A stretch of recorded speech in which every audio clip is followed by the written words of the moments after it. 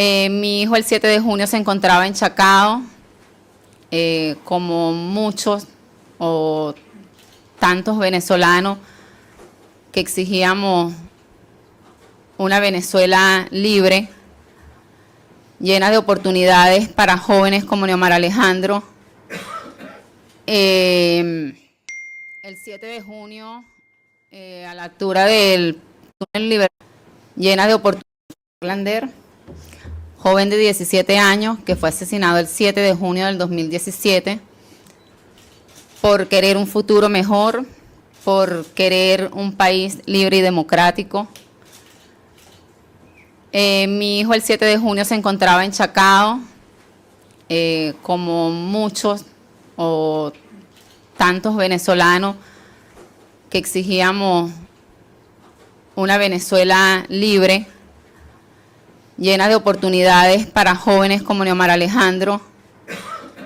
El 7 de junio, a la altura del túnel Libertador, mi hijo recibió un impacto de bomba lacrimógena en el pecho. Murió inmediatamente. Mientras él estaba en Chacao, yo estaba en Las Mercedes.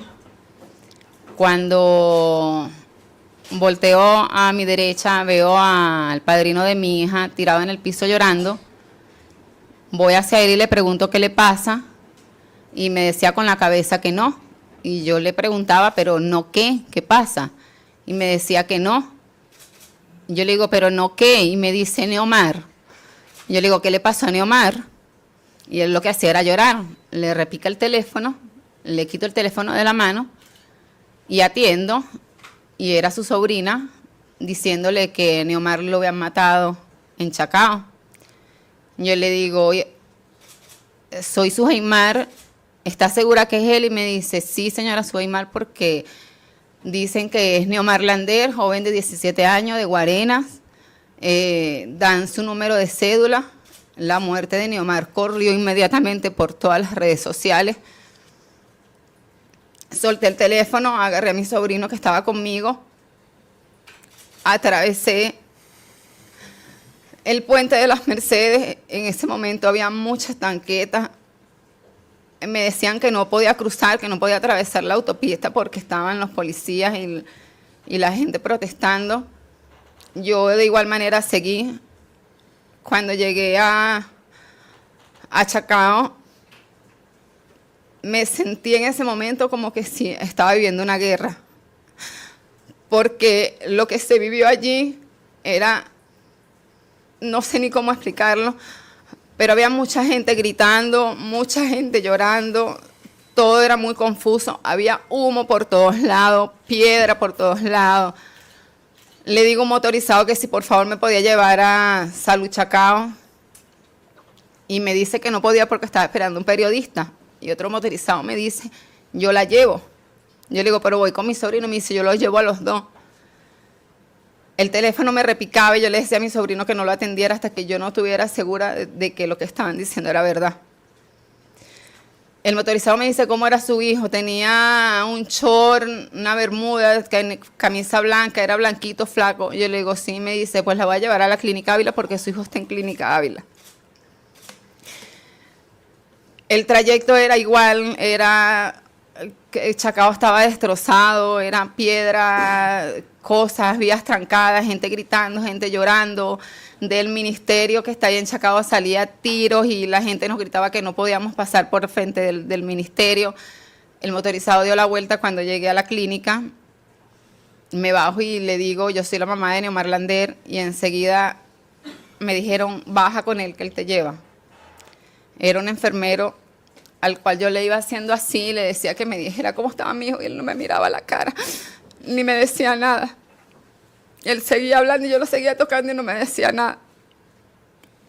Cuando llegó a emergencia, él le dice a la doctora, ella es la mamá del joven. Y la doctora me ve y me dice, lo siento, y me abraza. Me dice que si quería ver el cuerpo, yo le dije que no lo quería ver. Me eché a llorar. En la clínica todo el mundo lloraba, todo el mundo gritaba, escuchaba a mi sobrino gritando a lo lejos. Le pedí un teléfono para informarle a mi familia. Llamé a mi esposo no me atendía. Era porque ya se había enterado por las redes de lo sucedido. Al rato le digo a la doctora que sí quería ver el cuerpo. Ella me dice que me esperara un momento. El momento fue como de 1 hora y mientras llegaba gente, me decían que cómo era posible que yo no hubiese visto el cuerpo de mi hijo. Al final me dicen que sí, que voy a entrar. Cuando entro, la morgue era muy pequeñita.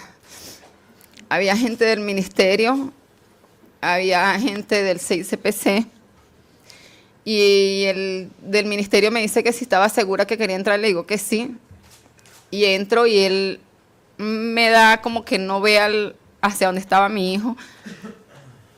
Y me dice que si estaba segura que lo quería ver y yo le digo que sí. Él le dice a la otra persona que le baje las sábanas hasta el pecho.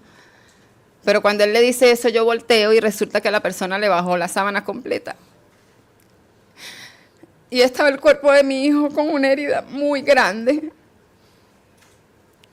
donde había mucha sangre. Y yo le digo a él, yo escuché que te dijeron que le bajaras la sábana hasta el cuello. Por favor, tápalo que yo me conformo con verle la cara.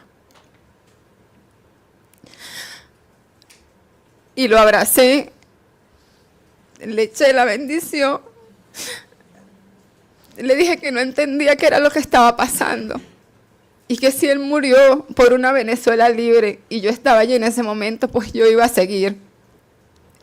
Y por circunstancias de la vida me tuve que salir de mi país, pero cada vez que tengo la oportunidad de hablar de lo sucedido, con todo el dolor de mi alma y con el corazón chiquitico, a 7 años y 6 meses, yo sigo narrando esta historia, porque como dijo el presidente aquí presente, Venezuela clama libertad, justicia y democracia.